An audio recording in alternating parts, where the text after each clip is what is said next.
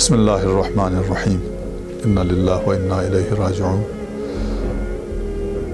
ایام شہادت مظلومانہ امیر المومنین علی بن ابی طالب علیہ آلاف التحیۃ والثناء ہے۔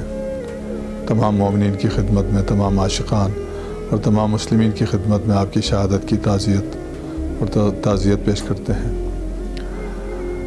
جب آپ محراب عبادت میں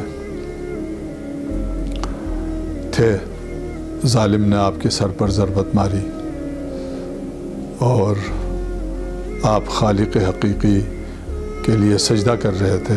اس وقت آپ پر ضربت پڑی ظالموں کی سازشوں کی وجہ سے، تو آسمان سے ایک ندا آئی جس میں یہ کہا گیا، ہدایت کے ستون ہل گئے اور امیر المومنین کو شہید کیا گیا۔ اور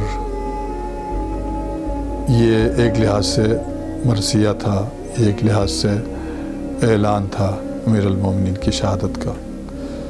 یہ آسمانوں سے آواز آئی، مگر زمین پر حالات یہ تھے کہ امیر المومنین کا چہرہ انور اپنے ہی خون سے رنگین کر دیا گیا۔ امام حسن اور امام حسین علیہ السلام نے آپ کو سہارا دے کر بیت الشرف کی طرف لے جانا چاہا اور سر پر پٹی باندھ کر یا سر پر کوئی کپڑا باندھ کر دولت خانے کی طرف لے گئے۔ جب دولت خانے میں پہنچ گئے تو بلا شبہ آپ کی بیٹیاں، آپ کے گھر والے پریشانی کے عالم میں، مصیبت کے عالم میں، گریہ کی حالت میں رہی، اور مگر آپ نے تسلی دی، تعزیت پیش کی اور فرمایا کہ بیٹیاں تم صبر کر لو۔ اور آپ نے قاتل کے بارے میں یہ فرمایا کہ میرے قاتل کو، جس نے مجھ پر ضربت ماری ہے، اسے پکڑا گیا تھا کہ اگر میں صحت یاب ہوا تو میں جانوں اور اس کا کام، اگر میں صحت یاب نہ ہو سکا تو پھر اسے بھی ایک ہی ضربت سے تم قتل کرو۔ یہاں تک کہ عادل علی کا ایک عظیم منظر یہاں پر سامنے آیا کہ آپ کو جو شربت لایا گیا تھا پینے کے لیے، آپ نے فرمایا دودھ کا شربت تھا۔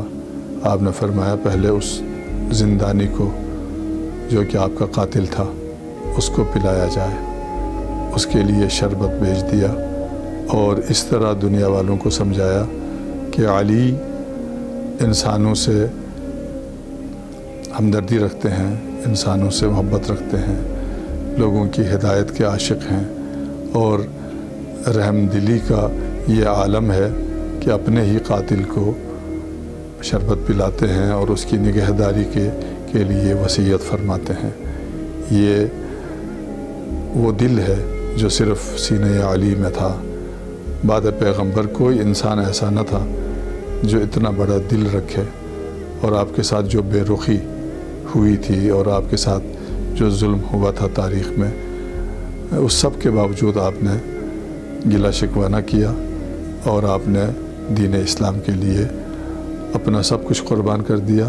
اور یہاں تک کہ جب آپ دنیا سے جانے والے تھے تو آپ نے وصیت کر کے دین اسلام کی تعلیمات کو بقا دینے کے لیے جو کچھ ضروری تھا وہ آپ نے ارشاد فرمایا۔ اللہ تعالیٰ سے دعا ہے کہ ہمیں امیر المومنین کی سیرت طیبہ پر عمل کرنے کی توفیق عطا فرمائے۔